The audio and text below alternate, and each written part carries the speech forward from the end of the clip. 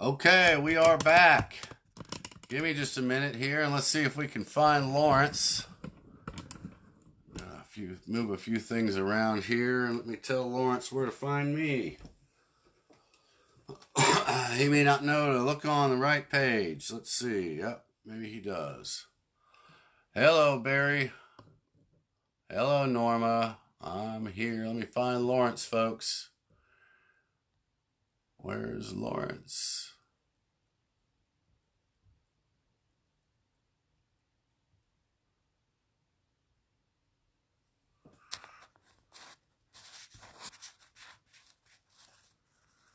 Okay, let's see.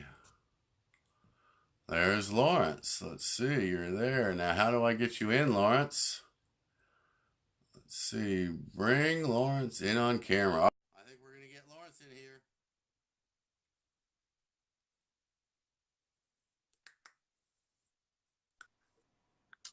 And there he is. Can you hear me? I can hear you. How about me? How do I sound? Great. I think we have a great connection here. I keep trying to use all this fancy equipment I have, and as we can all see, I'm not up to speed on. I either don't have the right equipment or I'm not doing it right because I seem to be. It didn't seem to want to run fast enough, and normally the internet here at this place is plenty fast enough. So give everybody a minute to join in.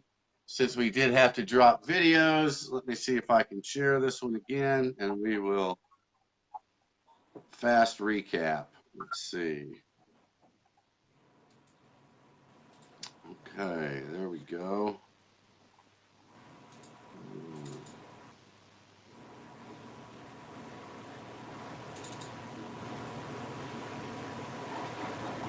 Okay.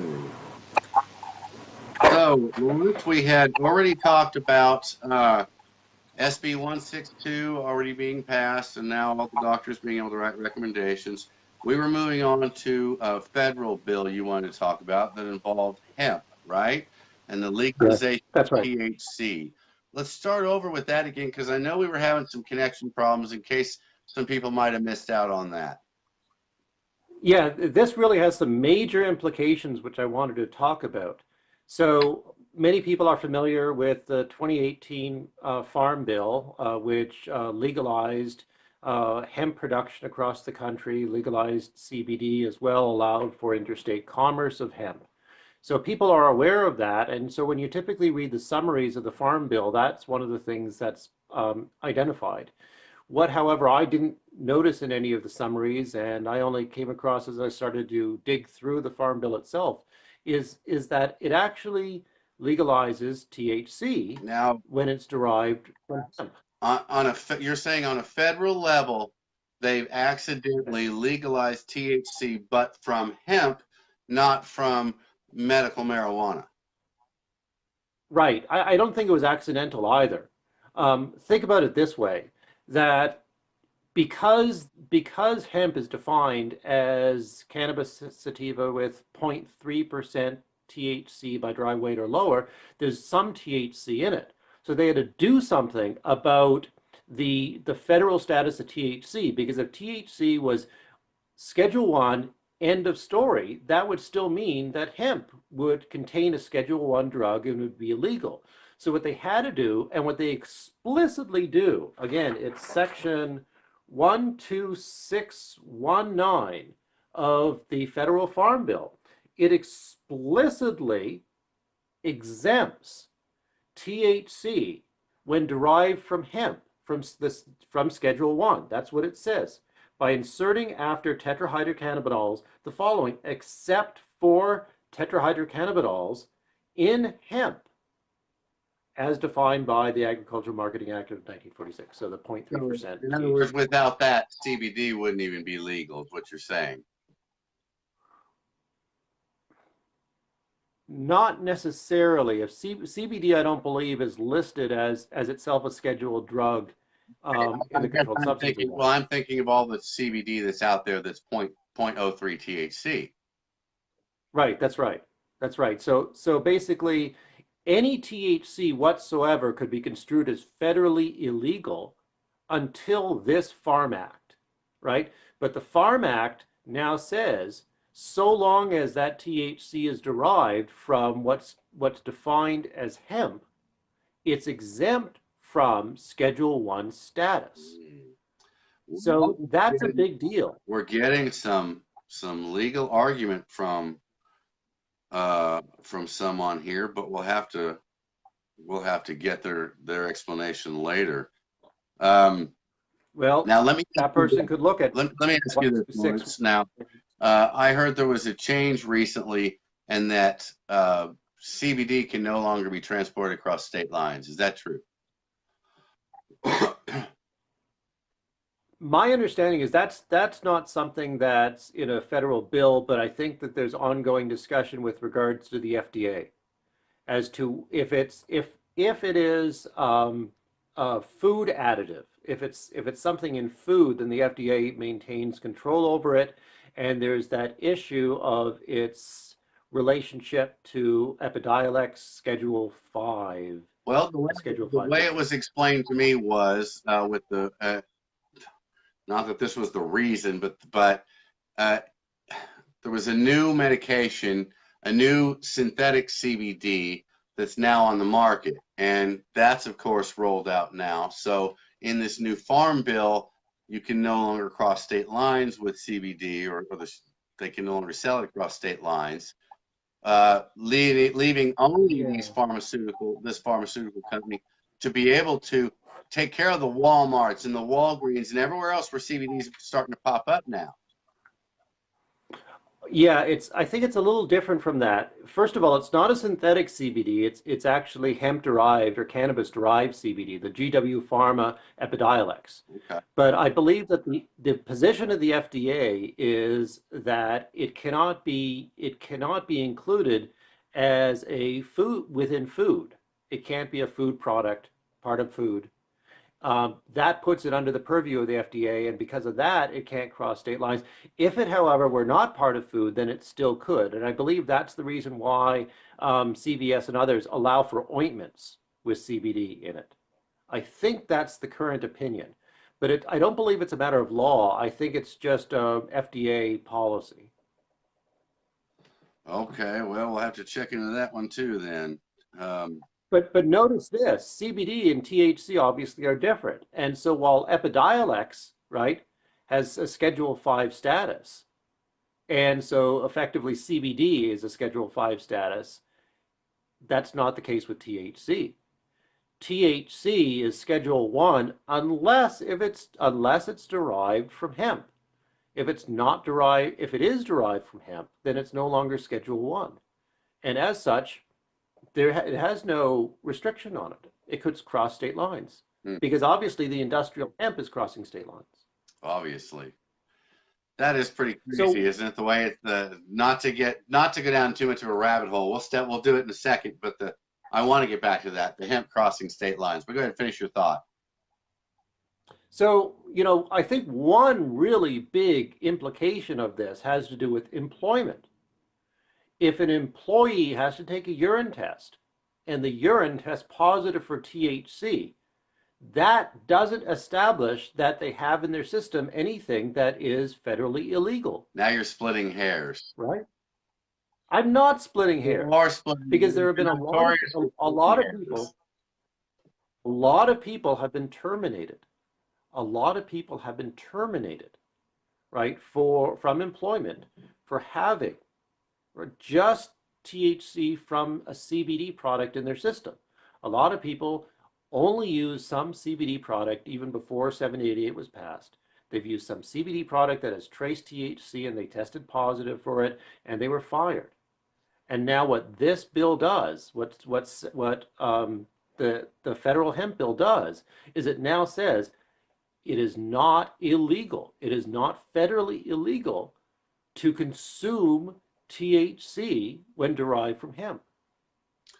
You've So you're no longer violating a federal law. So it no longer that all the federal laws that have to do with the drug-free workplace and so on, it's no longer a scheduled drug that's in their system okay. when it is hemp derived. You've opened the door on something I want to address. You've talked about people getting fired for this particular reason. I want to address something else. because I get messages every day, 2 or 3 a day from different scenarios going on around the state, be it dispensaries doing things they shouldn't be, or patients doing things they shouldn't be, or all of the above. Every scenario you can get, every dilemma people have in this industry, they reach out throughout the week, and I get some that I think we need to address, and one is this that you've talked about, and I'm hearing that people are already being terminated due to 2612, even though it has not taken effect yet. I mean, in fact, I know that our friend Julie, I think, might even have a couple legal actions already going in this arena. But have you heard much about this? I mean, I'm just finding, once again, as if they didn't have enough reasons to put their thumb on us, anymore. They found another one. They're finding more, 2612, in my opinion, took away all the protections that came with 788. So, and now we've even got people jumping ahead of that and terminating people already. Have you heard about any of this? I'm aware of it. I know at least of one instance of it. And so obviously, right now, the law of the land is 788. Employees have all the protections of 788. And any employer that terminates an individual who has for having a cannabis card or for testing positive while having a cannabis card, they're in violation of state law, and thus action can be taken against them. It's crazy to think that they could preemptively terminate people before 2612 takes effect. And once 2612 takes effect, still federal law is that THC derived from hemp is not illegal. Okay, And so imagine we're this. definitely going to have Imagine this. some more legal minds on here to argue that one when we're all in the same room, because I have a feeling that one's gonna be a wrestling match. I'm getting I don't know. well, I'm getting messages that you might be off a little on that one. So, and I'm not sure why, but just sharing Who's saying that? just sharing what I'm getting. Who? I'll talk to them. Is it Julie or? Yes, yes, yes. I'd bring her in, but Well, we don't have the connection. It would just the whole thing would shut down. So Julie, give me a call or yeah, whatever, and I want to she's hear your already said opinion on she's it. going to But talk to you when this is over. So, and we'll have yeah, her on tomorrow. I'm still going to do a show tomorrow with Julie. I really yeah. wanted to sit down with you tonight and go over a few other things. Mm. Another case of talking about messages that I get. Um, I got long letter from somebody explaining the drug court policy, and I don't remember the county off the top of my head, but the drug courts apparently, or at least with this particular drug court, is telling people turn in their medical marijuana card. They do not recognize that because it's illegal federally. And this is I don't have it pulled up, but this is the picture they printed, or they've snapped a picture of the guides outside the drug court room, telling them if you're in drug court, you will be required to turn in your MMJ card, and it refers to it being illegal federally as to the justification for this. Mhm. Well, have you heard about any of this? I mean, that's just another, in my case, that's another case of more of Oklahoma refusing to see the light. Yeah, I'm not surprised because I would take it that the convention is that um, individuals being adjudicated under probation and so on, the expectation is full compliance with all state and federal laws. Right. And so, right, and so they'd be in violation of a federal law. Now, I do not know what happens in drug courts in other states. That's something to wonder about. And who here in Oklahoma is setting this policy? Where is it coming from? And do they have latitude? Do other states do it differently? Uh, So I don't have an answer to that. I can tell you about But the latitude. I can answer that question because we've talked to a bunch of different counties. We've talked to the enforcement agencies in a bunch of different counties. It's up to the counties. They're doing what they want in this case. They're, because of what you just said, because they can fall back on the it's illegal federally. Because of that, Mhm. that's the excuse to be able to go ahead and to continue to squash people. Prime example is that gentleman in Rogers County. We went to testify in his case, ended up not doing it, ended up taking a plea deal. Part of the deal was 20 years probation. The probation officer told him he will not be allowed to use cannabis during that. Well, the appalling Mhm. thing is the only reason he needs the cannabis is because of the pain he's in and the wheelchair he's in due to an accident that happened while he was in custody. So they have continued to make him a victim over and over and over again. And now they're demanding him to take pharmaceuticals rather than something natural he wants to take. Well, one question is whether or not these individuals who are going through drug court, whether or not they can get a Marinol prescription. Now that's the synthetic THC, Uh-huh. but we all know And that's, that's a bad valley to go down. That's not a good trip to take. I've not heard any good. I've heard too many problems with that. Not to mention, what if they mixed THC it? is What if they good. mixed it with hemp? What if they mixed it with hemp?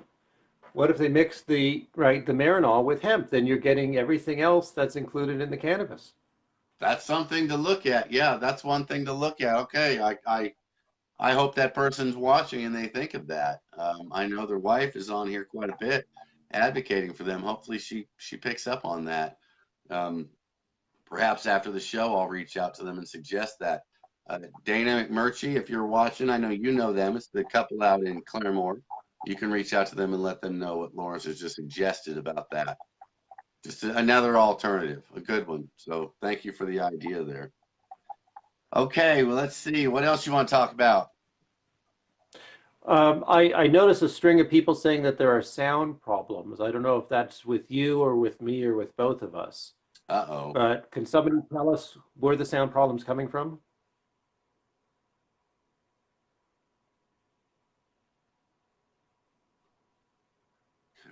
Oh, David Van was asking earlier when you were talking about Yeah. hemp. He was asking if he could grow wild, unregulated hemp in his backyard now. And I think the sound problem might be me. I think sometimes I talk Mm. too loud, and I think I was creating an echo here in the room. Yeah, people said it's your Yeah, side. so if I could just keep my mouth a little bit quieter, we'd have great sound. Yeah. I do not know specifically what's required in order to grow hemp and wild hemp. I don't know. So I couldn't speak to that. Okay. Deb Holden says Marinol is super expensive. Well, if you there's generic, if you have insurance, it's pretty cheap. Correct. $25 copay, something like that. I'm not too sure. Depends on your insurance. Yeah, that's not too bad. Well, I don't think this gentleman has insurance, but well, again, that's an option for him to look at. And again, that is Rogers Mm. County, and as we know, as we were saying, to our knowledge, all the counties are being allowed to pick and choose what they want to do in that area as far as drug court and probation and parole and things like that. I can tell you that um, in Muskogee County, I have a friend who's on probation there, and she's been allowed to get her card. They were actually happy she got her card because her original offense involved harder drugs. So they saw this as a way to Mm. keep her from reoffending. They were happy. Mhm. Okay, let's see. This is a side point, but I have a close friend whose teenage daughter has started to use quite an array of drugs. She has severe anxiety and depression, and a lot of that has to do with escape. And she tried to strike a deal with her parents that she'll stop using all the other drugs if they let her just use marijuana. And my friend and I had a long conversation about that. We'll see what way it goes, but for people who are using, drugs that could kill them, drugs that could cause an overdose and kill them, and if they can deal with what they need to deal with just by using cannabis, then obviously they're taking a safer route. Okay, someone just told me They asked me if I had two devices going, and that may have been what was causing the feedback. So I just, paying attention, shut one of them off. So maybe that fixed the sound. Okay. Now, Mm. I've been told that there's a federal lawsuit against somebody in charge of the Farm Bill on the federal level, because, or on the state level, because the farmers of Oklahoma are actually being threatened. They're being told if they start growing hemp, they're going to have their mortgages pulled. Have you heard anything about this? I did read a few news stories about that. I really don't know much about it, but I did catch a couple stories. Okay, I'm going to shut that off completely. Maybe we won't get the feedback problem if I quit playing with this stuff. So, I don't know why people are, I don't know why anybody would be hostile towards hemp. Excuse me. so, Lawrence, you've agreed to come out and speak at this event at the end of June. I wanted to let everybody know that. Lawrence is going to come out there. We're going to have some representatives out there. Scott Fettgetter, who I think is watching, or he was earlier, his band will be playing, and he is going to get up and do a little AC/DC for us. Apparently, that's his specialty. I'm certainly looking forward to that. And what I'm thinking, and we'll have to get the lawmakers that are agreeing to come, we'll have to get them on board with this. And I'm hearing some feedback there, so I'll keep what I'm saying short while we have that problem. I want to do a table with all the lawmakers sitting at it, and then a table with you and I at it, like a discussion panel, where we can all ask, where you and I present them with questions, and they can then address the audience. We can also then take questions from the audience. You and I can figure out how and when to address those to the lawmakers. I think that way we get more of almost a town hall feeling. Let everybody know they're involved, that the people aren't just coming out and to speak at them and then leave, are going to listen and engage with them. What do you think? I'm sorry you broke up there. I know you're talking about some panel with regards to the event at the end of June and having lawmakers and having a Q&A session with the audience. Is that what you said? Yeah, I just think that would be different than um, people showing up, speaking at them, and then leaving. Hmm. That way they can engage. Combination of both. You know, maybe each of us will have something in particular we want to discuss. And in addition to that, there could be Q&A. Yeah, I think anybody who's decent enough to show up to speak at this, we definitely need to give them a few minutes to say whatever it is they'd like to say, and then try and get some questions answered. I really just think it would let everybody know these people are just like us. It would let them know they are us. They're our neighbors, and it's also, it helps them learn who we are. And I think that would go a long way towards uniting the state. And maybe we wouldn't see so much reefer madness.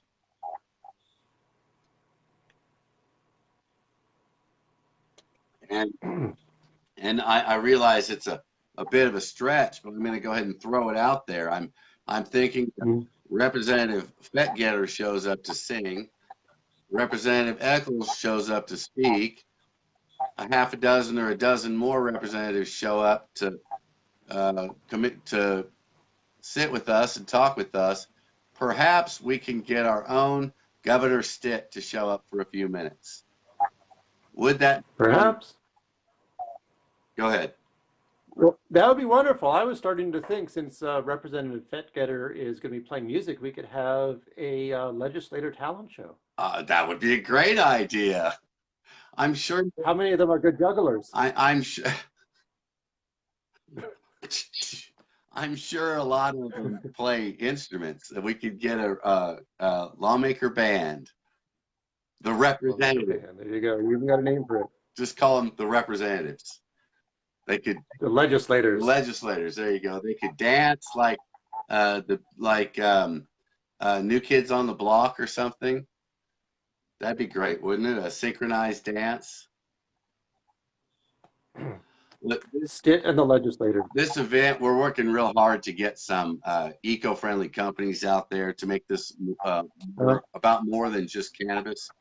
Um, just off the top of my head, I mean, I've thought every single grower out there, be it commercial or residential, wants off the grid. So we intend to have companies out there that can help you with that, that can help you figure out a plan, figure out what you need, figure out the cost, and help you get started mhm. on that. And I think if we get enough eco-friendly businesses out there, I think it'd be a good opportunity for our governor to show up and say a few words to some of the people that helped get him elected, because there's a lot of people in the cannabis community who voted for him. Extend him the invitation. I'm sure he has a busy calendar, so send out that invitation soon. Yeah, I think I'll drop by and give him perhaps a personal letter this week. Drop when I go to the Capitol this week. Drop Good in the idea. office and deliver a personal letter. And then of Yeah. course I'll do my best to squeeze Scott and John to get them to see if they can help a little bit in swaying the governor to come and watch Scott perform. I just think that'd be a blast. And he sent me a picture of him with a mullet. Now he's still wearing a little bit of a mullet, but this is a real live mullet. And in his 80s outfit when he was in the hair band. So I'm thinking Mhm. we're going to have a big projector. We could put that picture up there as he walks up to perform. So, and then he can bust out some AC/DC. I just think it'd be great. So he's bringing the band back together. Yes, he's bringing. Yes, I tell you what, I think he's such a great sport for being willing to do this. And the fact is, he really can sing. So, I mean, I've talked to Mhm. people who have watched him. The fact is, he's really good. So I'm looking forward to it.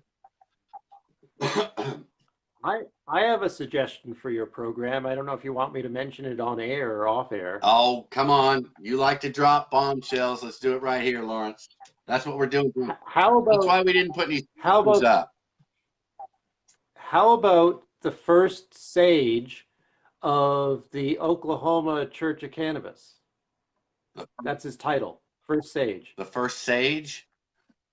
Right. So they started a cannabis church, and the title of the person in charge is the first sage, like priest or rabbi. He's the sage. Okay. So we want to have them speak or have them come or Yeah. okay. Have him come and speak and talk about his cannabis theology. I think that's a great idea. Yeah, we will certainly do that, of course. Yeah. Honestly, as a scholar of religion, it's something that I'm intellectually curious about. Yeah, yeah, Yep. yeah. It wasn't. Exploring I how symbols wasn't are there. used. I wasn't at. I showed up at that first meeting with you. I wasn't there long enough to see the service. I had places I had to get to, but it sure seemed like a great group of people. So I may even try and make it tomorrow night. There's a few of them there I need to talk to. So this might be the perfect opportunity for a little communion. Yeah, and they're bringing in the founder of the Cannabis Church of Hawaii. I think next Sunday. I'm not too sure, but that's one of the more significant churches. There are cannabis churches all around the country, Right. and one of the more significant ones is from Hawaii. They started something in the order of a decade ago. They got shut down by the government, and there's some interesting history. I do not know the theology, but there's been some interesting First Amendment issues related to what they've been up to. So do you see, seeing as how that's your wheelhouse, and I do want to get into that, Uh-huh. do you see that becoming a large thing here in Oklahoma? I don't know how large it'll be, but like I said, there's cannabis churches all across the country. Um, Hawaii, California, Indiana, even where cannabis is not legal, Florida, Colorado, of course. And so I do not know the doctrines of each. I do not know how similar they are, but there are reasons why people are doing this. And they're not doing it just on a lark to be goofy or as an excuse to use cannabis, but a lot of them think that under that state of psychoactive state of cannabis, that it alters their mind in such a way that they feel brings them closer to God.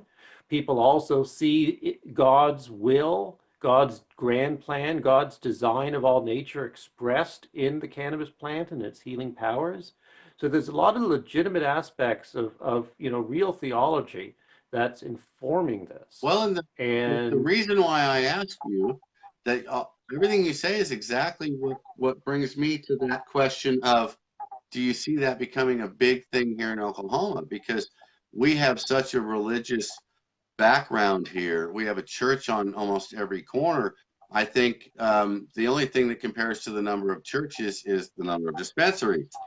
And so I see a lot of people that I meet in my own personal life that are disillusioned with organized religion, and some of them because they feel the guilt and the shame put on them by the church for being cannabis users.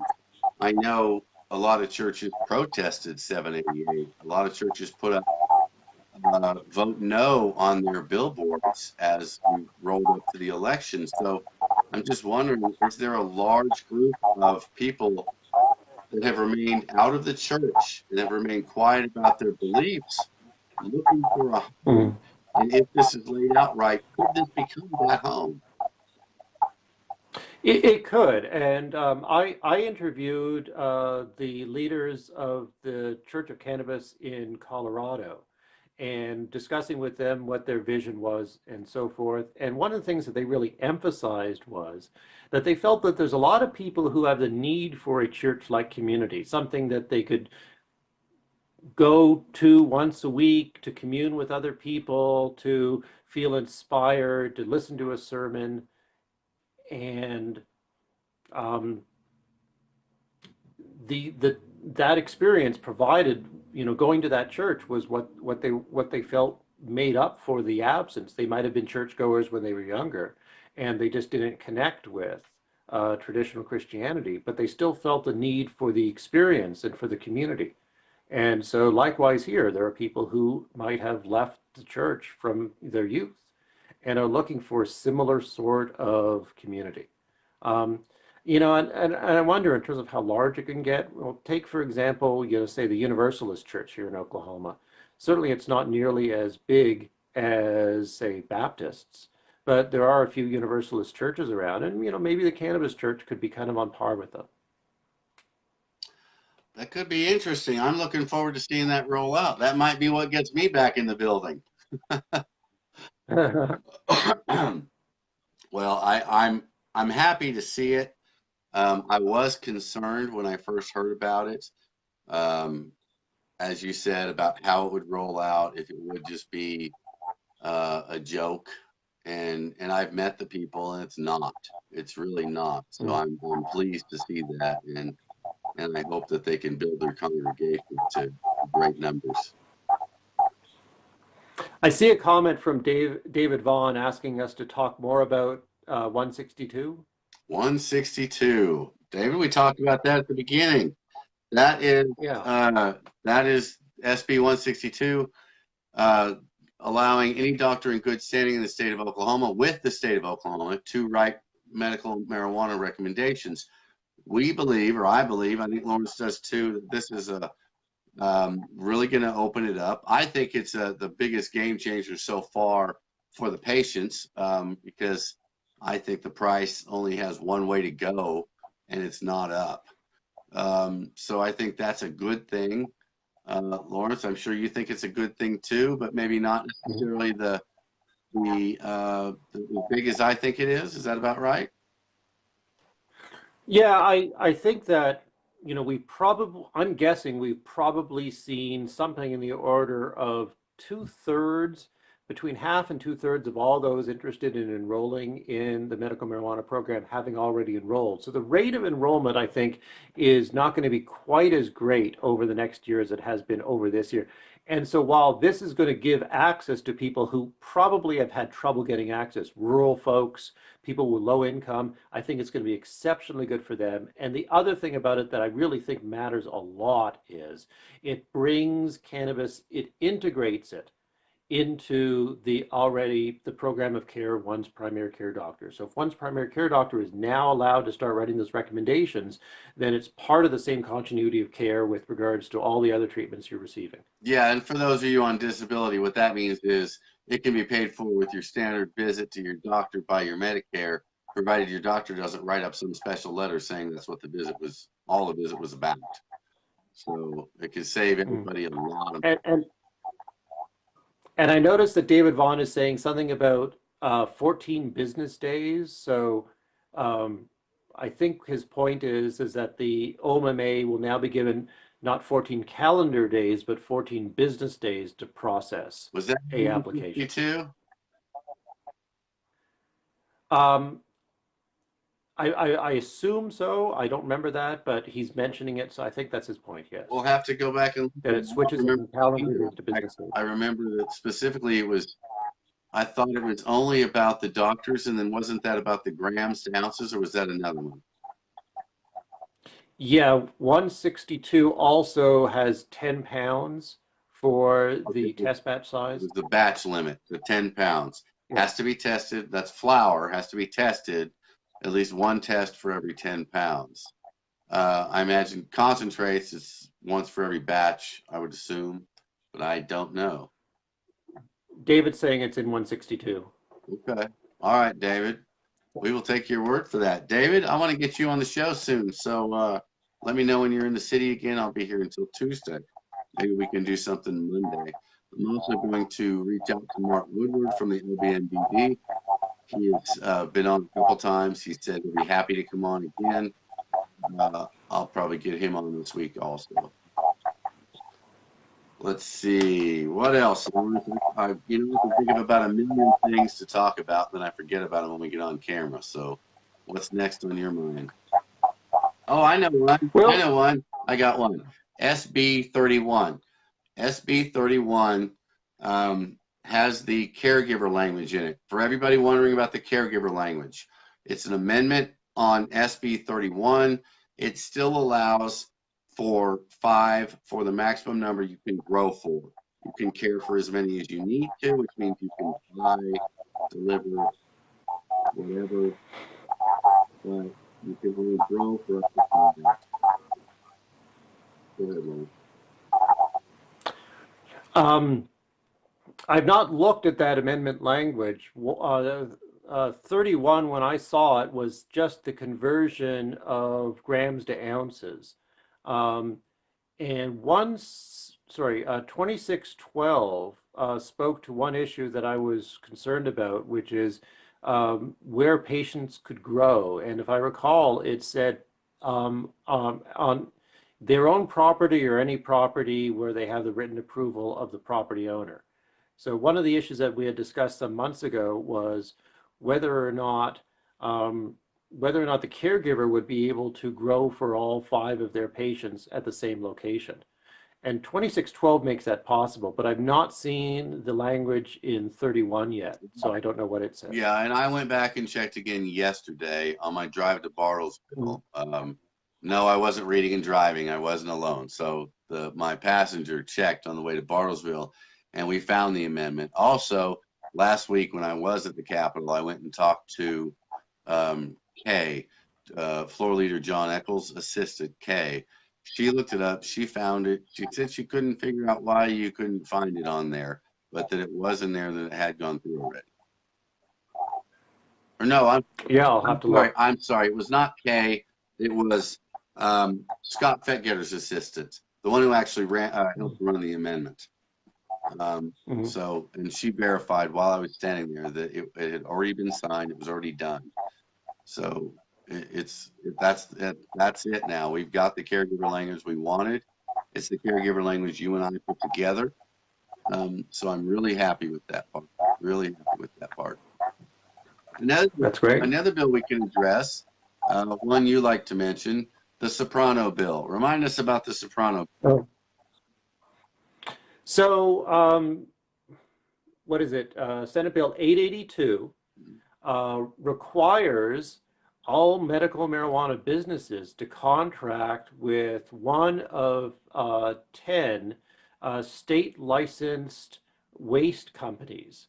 So whenever they have any sort of cannabis waste, and they define that cannabis waste, um, I'll just say roughly to include those parts of the plant that tend to be high in THC, uh, or any products, let's say, that have to be destroyed. They can't dump them on their own. They can't incinerate them on their own, but instead they have to contract with a company, and the state will be issuing licenses only to 10, will be issuing only 10 licenses. And so, many of us feel like that is not fair to the free market. And I just also wonder, if you're at a dispensary and you accumulate miscellaneous, here there's a flower that drops on the floor, here's a vape cartridge that's leaking, once in a blue moon you have these things. Why can't you just tell your employee to take it to some dumping location? Why do you have to contract with a third party? It just seems like a completely unnecessary cost, especially at the level of a dispensary. When it comes to something large and industrial, it makes more sense. But for dispensaries, it just doesn't make sense to me.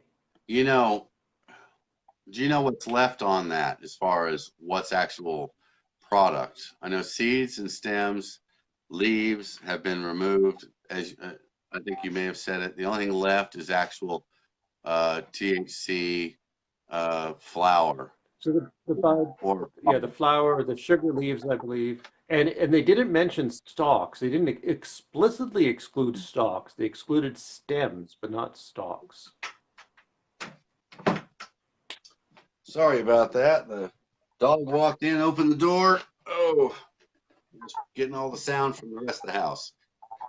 Okay, so my question is, do we know anybody who knows anything about what that fee is going to be and how that process is going to work? Because the only one rumor I've heard, I don't even repeat because it's so bad. I mean, it just sounds so high. Hundreds of dollars for a visit. I mean, Right. I guess it depends on what, and it was up to a certain amount. So it was minimal amount. Minimal visit was going to be hundreds. Anti-competitive. It's set up as anti-free market and anti-competitive, and in theory, these 10 licensed companies can function as a cabal to set their prices for the industry, and basically just rake all the marijuana businesses over the coals. So this could be one of the biggest hidden costs that nobody expected.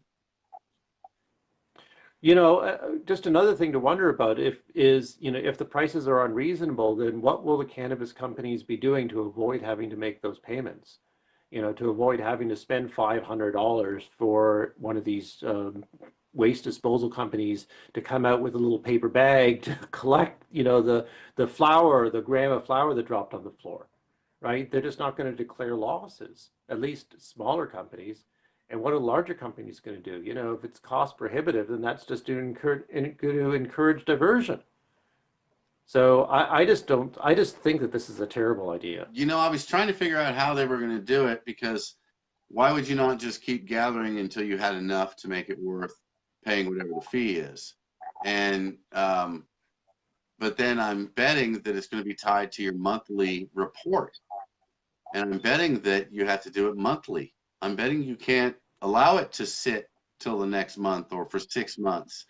And if you start off with a pound of flour that is moldy, and you don't want to pay what I heard is over $700 to have them pull up and burn that pound of moldy flour, you want to wait until you have 20 pounds. You set that in the back room for 6 months, it's not going to weigh a pound anymore. So now your numbers aren't going to match anymore. I just see this as a bad thing. A business could also do this. If they estimated what their monthly waste was, they could simply just backtrack that value to what they calculate to be their harvest yield, to what they calculate to be their number of plants planted, and so on. And so just build it into their entire seed to sale tracking system, an amount that it either becomes unsellable and they destroy it on their own without having to go through these waste companies, or, when it's still sellable, but they've set themselves up to look like they're producing a certain amount, it goes through the back door.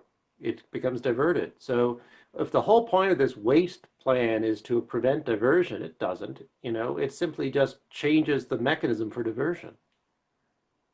Well, I think what we're going to have to do is we're going to have to see who these companies are. I hate to do that. I mean, I don't want to take a look at individuals, but when there's so few of them that are getting the license, I think we have to ask, how did they get that license? Don't we, or do we? Well, think about what happened in Arkansas. Think about what happened in Arkansas and how their system got completely stalled up, basically because these were, offers to family members of politicians to get those licenses. So, I'm just guessing that the value of these waste licenses will be so great that it's going to go to insiders. It's not going to be, an equal open bidding process. It's going to go as political favors to people. Well, I'm going to be interested to see in who holds those licenses, and if any of the people that hold those licenses, what are the licenses they hold. I have a sneaky suspicion that we're being screwed from within, so to speak. Uh, I'm not, well, The worry is this the kind of good old boyism that, a lot of people voted for Governor Stitt because there was that hope that, he was outside the system and he's going to end that kind of good old boy network. But, 882 just looks totally like one of those things meant for the insiders. yeah, I don't see any other purpose for it. I mean, they were able to justify it by saying it was to stop loss, but they could have found another way besides lining 10 people's pockets or whatever. I'm betting one or two people end up with more than with all those licenses. I'm betting a couple people end up with control over all of them and they franchise out the rest. I have a feeling it was all laid out before it started. I'm sure they already have their licenses. I'd like to know who has that equipment. And let's see, are they the ones who pushed this bill? Who pushed this bill? I want to know that. Who wrote it? Perhaps the industry themselves that wanted to establish, right, I know those the licenses for lobbyists. them. I know the lobbyists that pushed it. Okay, or one of them, one of the lobbyists that pushed it.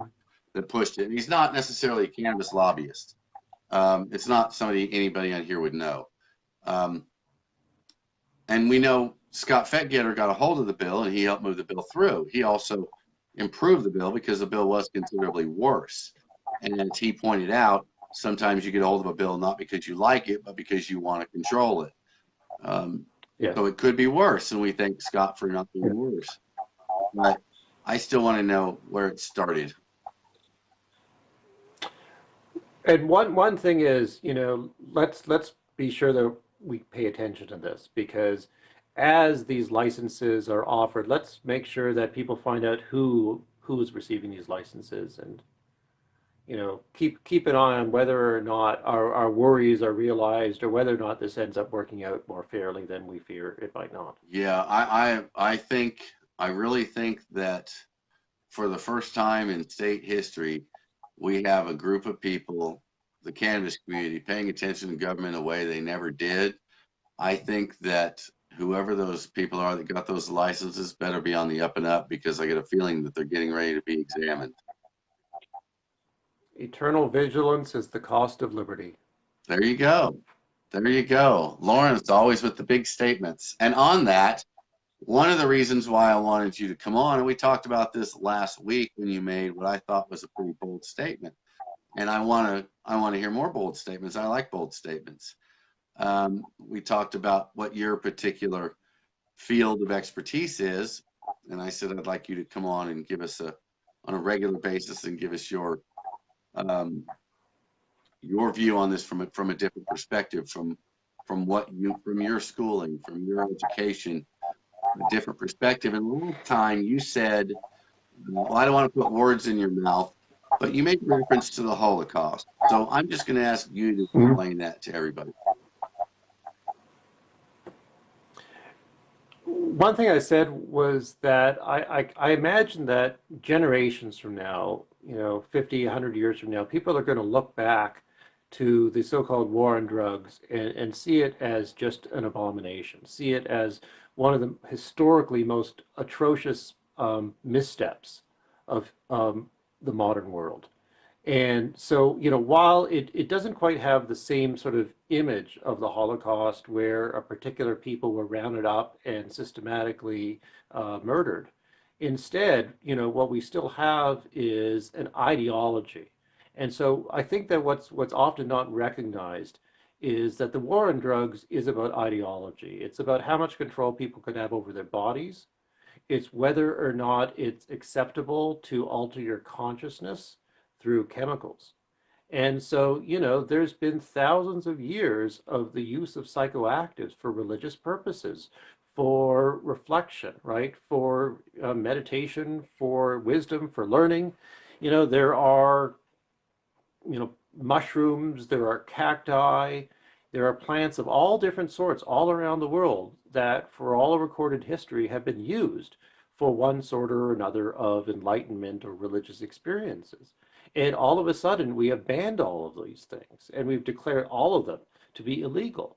So honestly, I think part of what's happening here is it's like a battle between technology and spirituality. And I'm not saying all Schedule One drugs are like that, but many of them have potentially a real positive value in people's lives. And what we've done basically is saying they're unsafe. We don't want people driving under their influence and so on. So we're going to make them Schedule One. So what we choose is we want people to be good workers. We want people to be efficient workers. We want to get the employer wants to get the most bang for their buck out of their employees. So they don't want them to be utilizing psychoactive substances. And similarly, we don't want to risk people on the road who are using these substances. So rather than allowing for the possibility of people using them in their free time on the weekends, having retreats, right? Having a culture that is able to integrate the use of psychoactive substances, well, we've clamped down and we put everybody in jail, right? You have a flower in your pocket and you go to jail. Isn't that insane? It just seems to be insane. You have a mushroom in your pocket, you go to jail. That's I think monstrous, right? I think it's a deep violation of individual liberty. And look at what it's done to, right, to people of color, to their communities in particular. So, we have the highest incarceration rate in the world here in Oklahoma. The United States has 10 times the incarceration rate of Europe and Canada. And this is essentially because of the war on drugs. And is it possible to have a functioning society where drugs are decriminalized? Yes. Look at Portugal. Look at Uruguay. You could have a functioning society where all drugs are decriminalized. Because that doesn't mean we sanction their use, and that doesn't mean that we allow for their sale, but we shouldn't be putting your average human being in jail for 10 years because of something they're carrying in their own pocket that they're going to putting in their own body. I think this is a ideology of hate, of ignorance, of self-righteousness that has damaged generations of people. How many people's lives have been hurt far more because of this war on drugs than because of the drugs that they might have had in their pocket? How many futures were destroyed by this criminal record? Millions. Millions. It's monstrous. So And we're in the middle of it, and we're just starting to wake up to it, I think.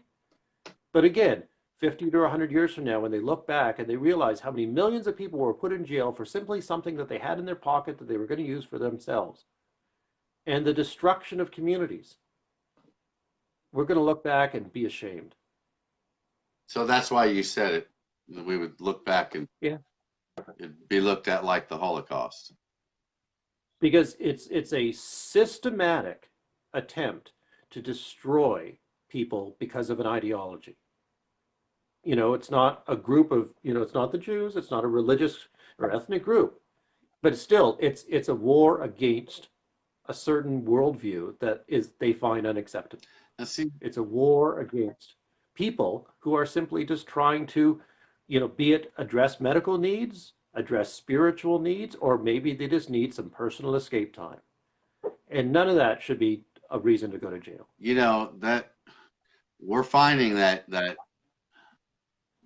fight all over Oklahoma in these little towns. And again, people reaching out to me down south of where I'm at. We hear don't drive through the county with a 788 sticker on your car.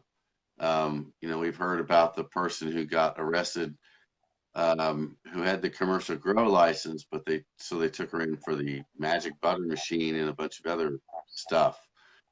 These are counties that in the reports I'm getting from individuals dealing with these officers, they're flat out saying it's not gonna, I don't give a shit what the law is. Sorry for the language, but that's what they're saying. They don't care what the law is. It's not going to fly in their county. They're just not going to allow it. And I know some people last week reached out to me that got multiple $800 tickets for a gram and a half. One kid reached out to me, got a ticket, had to pay an $800 ticket that night. Still had to go to court a couple months later. Went in with his medical card, which he got after the event, to show that he had the condition that justified him getting the card. And they still wouldn't refund him any of his money, and he had to pay to get his car out of impound. And while he was there, the guy working the impound yard pointed to the entire row of cars and said the officer who arrested him impounded all those cars because they had cannabis on them and didn't care whether they had their card or not. So they're doing this they're grasping for money, and they're using their hate to do it.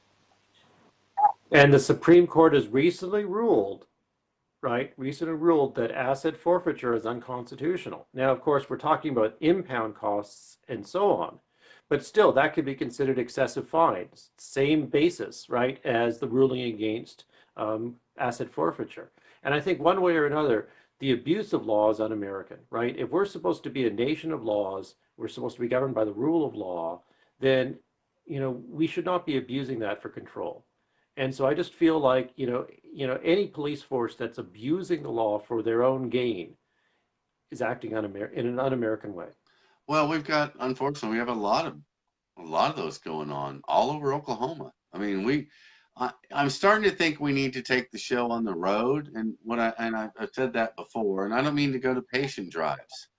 I mean to go to these communities and just have gatherings and talk to people about what the laws actually are and see how much harassment we go through while we go to these communities. See if some of these towns lock us all up while the cameras are rolling.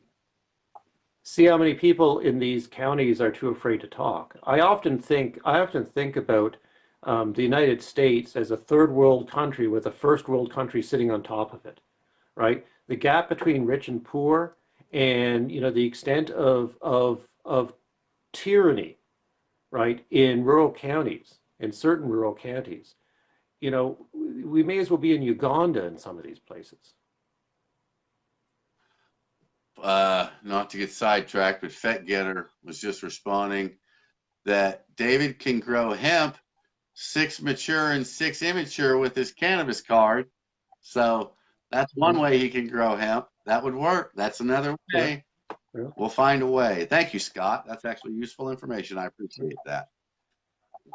Lawrence, you might try that. I know you prefer you're not one who prefers THC, so perhaps that's something, people like yourself should grow some hemp with your cannabis card. I just don't think it would be worth my investing the money for the amount that I might want to use. Yeah. But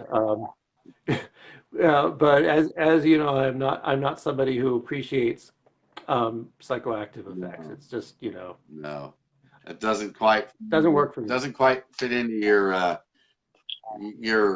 lifestyle, I don't think.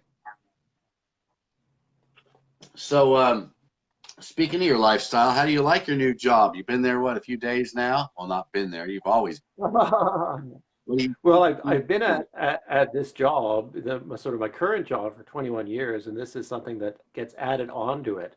So it became official a few days ago. It got publicly announced yesterday, and it'll mean that I'm, so to speak, part of the administrative team for the college.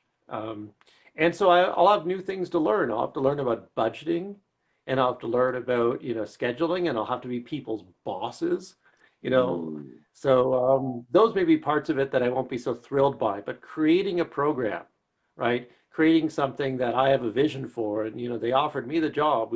A bunch of different faculty gave presentations on their vision for religious studies. And, my vision, I guess, is the one they like the most. And so I'm really thrilled to have this opportunity. Well, as a friend of yours who's known you for a while now, I can say I'm super excited for you.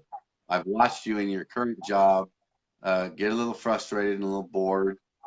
We benefited from that. I want to let everybody know we have benefited from Lawrence being bored at work because Lawrence. Well, honestly, it wasn't boredom. Frankly, two factors led to my involvement with 788. One being that I have scoliosis, I have chronic pain, and sitting at my desk for 10 to 14 hours a day every day is painful. It's physically painful for me to write. And I've been doing it for years, and the pain has been getting worse. And in 2017, I produced something like 12 different items. That's a lot of publishing in one year. I was in agony, and I needed some time off. And when I found out in towards the end of 2017 that Mary Fallon had scheduled a vote for 788, I contacted Norma, I contacted Frank, I said I'd like to help out and I'd like to be involved. So, I needed a physical break from the pain. I needed a break from the amount of work that I was doing. I needed to find more balance in my life. Well, since you're not the one in front of the camera all the time, I don't think everybody realizes the amount of support you give me. So while we're on camera, I want to take a minute to say thank you. Lawrence is the one Well, thank you. who is the brains behind a lot of what I do. So without him, I wouldn't be doing this. So thanks for that, Lawrence. All right, what else do you want to talk Appreciate it. about while we're here? We have all night. Oh, we're probably into an hour at this point. I think we've probably, Okay. held everybody's attention long enough. Yeah, we have. Okay. All right. Yeah. Well, Lawrence, I want to thank you for coming on tonight. I think we should do this more often. I think Yep. it's been a while. I have been not doing near enough nightly videos lately, and I think it's time to get back to at least 4 a week. So plus the show. So I think there's just too much going on. So everybody out there, keep sending me your messages about what you want to hear about. And as we did tonight, we will go over some of those each time we meet. Lawrence, I want to wish you luck in your new job. We are thrilled to have Thank you you. on our team. I look forward to you being out at the Green Retreat, helping me in drill down these lawmakers. No, I'm kidding. We'll be nice to them. Helping me in talk to these Sure. lawmakers and making a great presentation and giving everybody a chance to get to know. Lawrence, thank you for coming on tonight. Absolutely. All right. Okay, bye-bye, Lawrence. Bye, everyone. Okay, let's see. How do I? There he goes. Okay, folks. Well, I'm going to wrap it up. Well, we had a few technical problems, but we managed to work it out. One of these days, I'll have a start doing the grumpy after dark. Who knows? Maybe if I can't sleep here in a couple hours, I'll jump back on. What I'll do then is ask you guys to jump on here with me, and we'll talk together about whatever you want to talk about. And we won't worry so much about the filters. We'll make sure it's after 10 o'clock. We won't, we'll tell everybody ahead of time not to have the kids watching. It will not be necessarily as family friendly as the show, as we try and keep the show. So, but that will start very soon. It's just a matter of being in one place long enough. For those interested, I am actually planning on moving here to the city soon. My son just graduated last night. Gabe Moe, I'm so proud of you. Graduated from high school. He's going to OU. He's already been accepted, and he moves out at the end of the month and moves in with his mom, who lives right by OU. And so that's going to help. That's going to save me a lot of money. And so I'm happy about that. But once he does that, then I'm going to move here to the city, since this seems to be where most of my work is anyway. But I will keep my place back on my side of the state. There's just too much over there I still have to do. Don't forget, folks, June 28th and 29th, we will celebrate the passage of 788. I know that was on the 26th. That's during the week. There's plenty of celebrations going on that day. I intend to get to at least a couple of them. I know, Billy Dunn, if you're watching, I know you're having one that day. I hope to get to yours. In fact, I'm making it a first priority to get to yours and to as many others as I can on the 26th. I hope you guys will come to ours that weekend. There's a lot going on that weekend. Get to every event you can. I hope everybody has a great time. We're going to have at least 30 bands, tons of speakers, as you've heard Lawrence and I talk about. Going to get some lawmakers out there. I'm talking to them about possibly doing the dunk tanks for charity. Now we have 2 dunk tanks. I think these lawmakers are, some of our representatives are much better people than we give them credit for. And one thing they never hesitate to do is to step up for charity. So I want to do the dunk tank with the lawmakers in it for charity. And we'll make sure that money goes to a charity the lawmakers are already on board with. That way they don't have to approve a new charity. I know that's somewhat complicated in the Capitol. It's not as easy as it might sound because everything has to be above board. So I'm really looking forward to this. It's going to be a great time. We're going to do things different. This is not just going to be another trade show or another patient drive. It's going to be something totally different. So hopefully you guys will come out there. All right, folks, I will be doing a show tomorrow with our lawyer on call here, Julia Zell, and she can start by pointing out where Lawrence might have been wrong there, and we can maybe get them arguing about that a little bit. That should make for a spicy show. And we will touch on whatever else you guys come up with. Monday's right around the corner. I'll be at the Capitol. I'm going to see what lawmakers I can get to agree to this event and figure out where we're at as far as what bills are going into committee. Don't worry, I never forget why I'm going up there. We'll figure out what's going to committee. There was one, can't even think of it off the top of my head. The nurse practitioner. There's a bill, I think it was Representative Fettgetter wrote a bill, I think it was him, that allows nurse practitioners to write these. That one I think has to go to committee because that was one that got changed a couple times. So there's still more good coming. And then this summer we will spend working on whatever else we need fixed so that when the next session starts next year, we're not waiting to see what happens and reacting. We're going in there with deals already made, with plans already made, with bills already written, and we just go in there and make sure everything works out the way we spent the summer agreeing it would work. That's how we get this done. We lobby our representatives. That's what we do. We lobby our Senate. We lobby our representatives, just like every other industry, only we do it as patients, as people, as individuals, as card holders. So it is a little more difficult because we do it without money. So, but we will get it done. We've got some big ideas for this summer, and I hope you guys will be involved in all those. All right, folks, that's it for now. I will be back tomorrow. Until then, stay grumpy. I'll see you on the road.